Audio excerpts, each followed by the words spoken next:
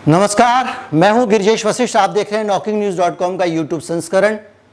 आज बात करेंगे WHO के बारे में। WHO हाल में एक बड़ी बदनाम संस्था बन गई है। अगर आप सोशल मीडिया को देखें तो आपके दिमाग में ये लगेगा कि जो इटालियन माफिया है वो शायद सेफ है, WHO ज़्यादा खतरनाक है। कम से कम ये इमेज WHO की जो है वो सोशल मीडिया में बन गई है।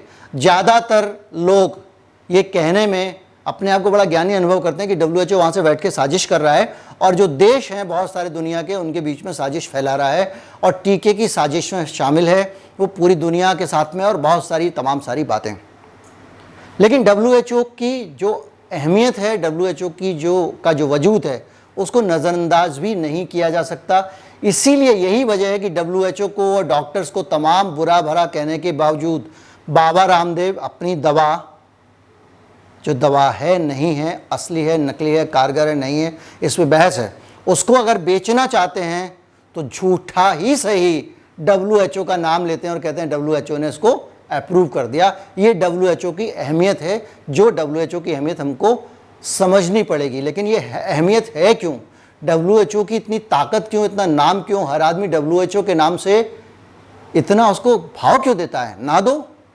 यही हम जानने की कोशिश करेंगे अपने वीडियो में कि WHO क्या है, WHO का मतलब क्या है, WHO को जो समझ के आप कह रहे हैं बुरा भला अच्छा, क्या WHO वैसा ही है कुछ और है?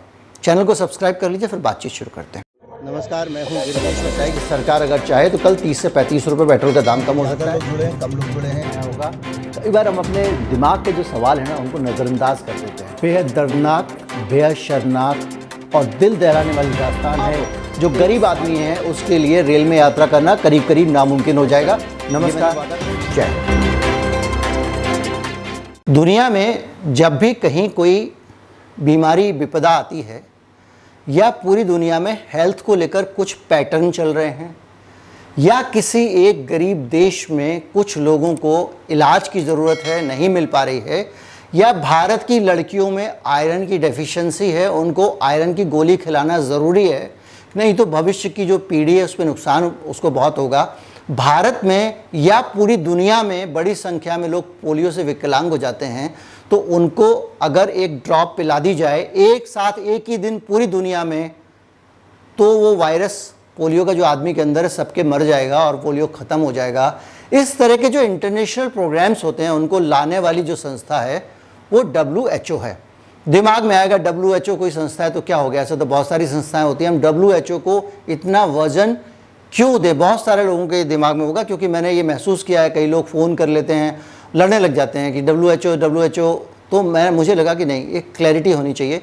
WHO 1948 में बना था, भारत की आज़ादी के 1 साल बाद। किसने बनाया? WHO को संयुक्त राष्ट्र संघ के अंतर्गत बनाया गया और इसका मकसद जो था वो ये था कि पूरी दुनिया के स्तर पे सभी देश मिलके, याद करिएगा सभी देश मिलके, ज़्यादा मेजॉरिटी में वो देश नहीं है जो षड्यंत्र करने का, जिनके ऊपर आप आरोप लगाते हैं, जो आरोप लगता है, कुछ नीति बनाए, कुछ पॉलिसीज़ बनाए और सारे लोग मिलके देश एक प्रोग्राम लेकर आए अलग अलग मसलों पे। इस मकसद से बनाया गया। 194 देश WHO के सदस्य हैं, जिसमें भारत भी है। 150 देशों में दुनिया के WHO के दफ्तर हैं।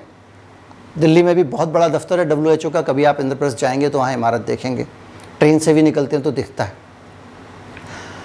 अफ्रीका से लेके और जो बहुत सारे ऐसे जो डिप्राइव देश हैं जिनमें आज भी लोगों की 20% आबादी, मैं आपको बता दूं दुनिया में ऐसी है जिसको कि हमेशा जिसका जीवन खतरे में रहता है। या तो वहाँ प्राकृतिक आपदाएं आती रहती हैं, महामारियाँ आती रहती हैं, या वहाँ पे बाढ़ सूखा पड़ता रहता है, या माइग्रेशन पॉलिटिकल रीजन से दूसरी वजहों से करते रहते हैं लोग और उनकी जान खतरे में रहती है। उनका ख्याल भी WHO ही रखता है। आप कहेंगे तो इसमें कौन सा बड़ा काम कर दिया? बड़ा काम ये कर दिया कि 1967 में WHO एक प्रोग्राम लेके आया जिसमें लाखों लोग मर जाते थे, करीब 15 लाख लोग मर चुके थे उसमें। वो प्रोग्राम था चेचक के खिलाफ एक व्यापक टीकाकरण किया जब WHO ने, और 1977 आते आते टीका समाप्त हो गया। इस बीमारी के 65% मरीज हमारे देश में होते थे। हम सब ने अपने जीवन में, जिनकी थोड़ी उम्र हो गई है, कभी ना कभी किसी न किसी चेचक के मरीज को देखा है, स्मॉल पॉक्स के। आज वो बीमारी नहीं है, धरती से खत्म हो गई है। तो किस लिए हो गई है? क्योंकि WHO जैसी कोई संस्था है। अब आप कहेंगे जो भी संस्था हो, लेकिन ऐसी संस्था का हम क्या करें, वो तो कुछ भी फैसला ले लेती है, वो तो चाइना के हाथ में खेल जाती है। ऐसा आ रहा है चाइना के हाथ में खेल गई, डॉक्टर फाउची के हाथ में खेल गई। WHO कोई व्यक्ति नहीं है जिसको आप आराम से मैनेज कर लेंगे। इन 196 लोगों के, इन 196 देशों के 3 हेल्थ के एक्सपर्ट, ये नहीं है कि नेताजी ने जो है अपना साला भेज दिया कि जाओ भैया BCCI के चेयरमैन बन जाओ, तुम बड़े आदमी के बेटे हो। एक्सपर्ट, हेल्थ के एक्सपर्ट। तो WHO ने हेल्थ के 3 एक्सपर्ट जो है वो WHO में पूरी दुनिया के देशों से आते हैं, जिसमें एक मेन एक्सपर्ट होता है, 2 उतने जिनकी अहमियत उतनी ज़्यादा नहीं होती। लेकिन ये सारे के सारे जब असेंबली होती है WHO की, 2, 6, 12, आप सोच के चलिए ना कि 194 देश हैं जिनके की 3 मेंबर हैं, तो 600 के आसपास, संसद से ज़्यादा बड़ी संख्या में सदस्य एक साथ बैठ के WHO का फैसला लेते हैं। और उसमें जो लोग जहाँ जहाँ से आए हैं वो अपने देशों के हितों का, अपने लोगों के हितों का ख्याल रखते हुए उस चर्चा में शामिल होते हैं। किसी एक देश के पॉलिटिशियन हो आप खरीद सकते हो, किसी दूसरे के हो आप डरा सकते हो, लेकिन उस संस्था के जो फैसले होते हैं वो इतने कच्चे फैसले नहीं हो सकते। एक दवा के ऊपर भी अगर वो फैसला लेते हैं, जैसे कि उन्होंने रेमडेसिविर का उपयोग जो है ये बताया कि कोविड में काम नहीं करती है, तो उसके लिए भी एक बड़ा सॉलिडेरिटी ट्रायल हुआ। आप गूगल करिएगा सॉलिडेरिटी ट्रायल क्या है, कितने हजार लोगों के ऊपर वो दवा अलग अलग देशों में, कितने देशों में, कितने अस्पतालों में ट्राई की गई, तब ये फैसला लिया गया कि भाई रेमडेसिविर से कोरोना ठीक नहीं होता। तो ये जो चीज़ें हैं ये सारी की सारी WHO का ये मैकेनिज्म है, ये सिस्टम है। WHO का रोल उन देशों में है जिन लोगों के पास जो हेल्थ डिप्राइव्ड कंट्री हैं। WHO का रोल पूरी दुनिया में अलग अलग तरह के प्रोग्राम्स में, आप एक बार जान लिए, जो गांव-गांव में टीकाकरण होता है और जो उस तरह के अभियान जितने भारत में चलते रहते हैं, यूनिसेफ के बहुत सारे ड्राइव्स चलते रहते हैं, इनमें कहीं ना कहीं WHO का रोल ज़रूर होता है। ऐसा नहीं है कि ये जो गाँव में आपका जो आप जाओ जंगल में जाके भी आप कहीं पे हेल्थ सेंटर मिल जाता है, कुछ मिल जाता है, तो उसके जो ब्लूप्रिंट आते हैं और कई बार पैसा भी आता है, वो WHO मदद करता है ऐसे देशों की जो आगे बढ़ते हैं और इस तरह की संस्थाओं की। इसलिए WHO जो है उसको लेके एक किसी इस तरह की धारणा नहीं बनानी चाहिए कि वो एक ऐसी संस्था है जो किसी के हाथ में खेल सकती है, या किसी ताकत की इतनी हैसियत है कि WHO जैसी संस्था को उंगलियों पे नचाएगा। लेकिन कुछ चीजें हैं जिस पे WHO को भी सोचना चाहिए। Bill and Melinda Gates foundation, ये एक प्राइवेट ट्रस्ट है जो वो दावा करते हैं अगर वो ईमानदारी से बहुत अच्छा काम कर रहे हैं, उसके बावजूद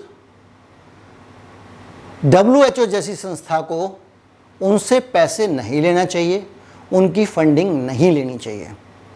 इसलिए नहीं लेना चाहिए कि 194 देश मिलके अगर अपने नागरिकों के स्वास्थ्य का काम, उसकी भलाई का काम चंदा लेके कर रहे हैं तो उनको शर्म आनी चाहिए।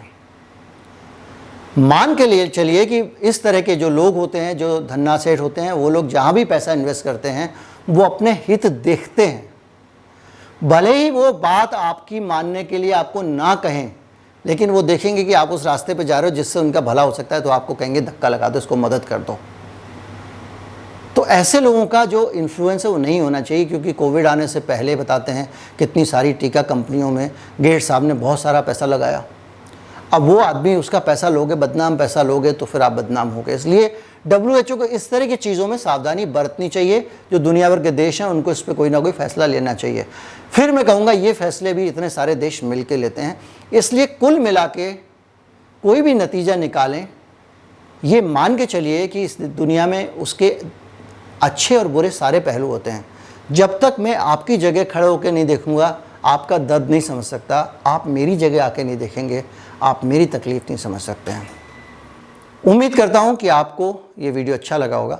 वीडियो लोगों तक पहुंचाइए और बताइए कि ये जो आप लगातार शेयर करते हैं उसका नतीजा है कि अब पूरी दुनिया में बदलाव आने जा रहे हैं। आज का बदलाव मैं आपको बता ही चुका हूं कि भारत सरकार शायद मेरे गिरिजेश वशिष्ठ वाले चैनल पे पूरा ये वीडियो पड़ा हुआ है। भारत सरकार शायद टीकाकरण की नीति में बदलाव करे और अब टीका सिर्फ उनको लगाया जाए जिनको ज़रूरत है, जिनको बीमारी हो गई, नेचुरल इम्यूनिटी आ गई, उनको शायद टीके की ज़रूरत ना पड़े। नमस्कार, जय हिंद।